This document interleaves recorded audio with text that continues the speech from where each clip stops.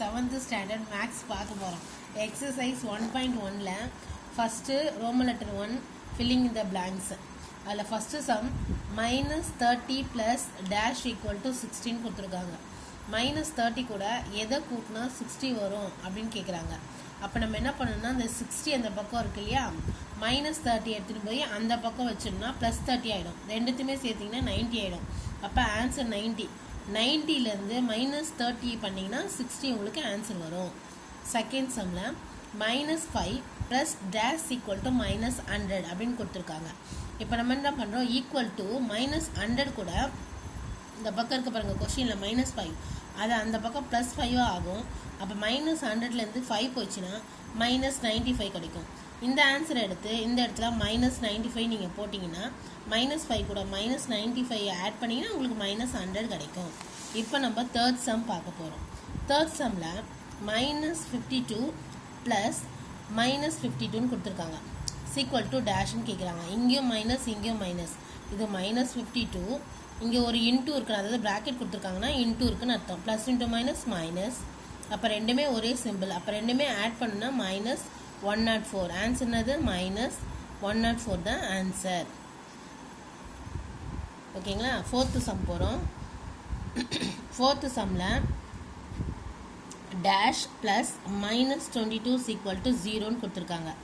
அதாவது இந்த -22 கூட எதை ஆட் பண்ணால் 0 வரும்னு கேட்குறாங்க. இங்கே மைனஸ் இருக்குது, அப்போ ஜஸ்ட்டு +22 ஆட் பண்ணிங்கன்னா உங்களுக்கு 0 வந்து +22 இங்கே ரெண்டே மல்டிப்ளை பண்ணிங்கன்னா -22 ஈக்குவல் டு 0. ஓகேங்களா. ஃபிஃப்த்து சம் போகிறோம்.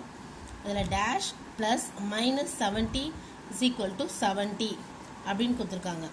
இப்போது இதே தான், இந்த 70 கூட இந்த பக்கம் இருக்க -70 இந்த பக்கம் எடுத்துகிட்டு போனீங்கன்னா +70 ஆகிடும். அப்போ 140. அப்போ நம்ம இங்கே வந்து 140 சேர்க்குறோம். 140 சேர்த்தோம்னா -70 போச்சுன்னா என்ன வரும், உங்களுக்கு 70 வந்துடும். அப்போ ஆன்சர் வந்து -70 ப்ளஸ் 140. அடுத்தது சிக்ஸ்த்து சம். சிக்ஸ்த்து சம்மில் 20 plus 80 plus dash equal to 0ன்னு கொடுத்துருக்காங்க. இப்போ இது ரெண்டையும் ஆட் பண்ணோன்னா உங்களுக்கு 100 வந்தது. 100 கூட எதை மைனஸ் பண்ணால் 0 வரும், -100 பண்ணிங்கன்னா உங்களுக்கு 0 வரும். இது +100 இது -100 அப்போ 0. செவன்த் சம்மில் 75 ப்ளஸ் -25 கொடுத்துருக்காங்க. ஈக்குவல் டு என்ன வரும், இது ரொம்ப ஈஸியான சம். 75லேருந்து -25 மைனஸ் பண்ணிங்கன்னா என்ன வரும், 50 வரும். அவ்வளோதான், +50 தான் உங்களுக்கு ஆன்சர். அடுத்தது எயித்து சம் போகிறோம். எயித்து சம்மில் ப்ளஸ் 171 கொடுத்துருக்காங்க. ப்ளஸ் ப்ராக்கெட்டில் என்னன்னு கேட்டிருக்காங்க, ஈக்குவல் டு 0ன்னு கொடுத்துருக்காங்க. இது +171 ஆட்டோமேட்டிக்காக இங்கே என்ன வரும், -171 ஈக்குவல் டு 0. இப்போ நைன்த்து சம்மில் இது கொஞ்சம் பெரிய சம். 3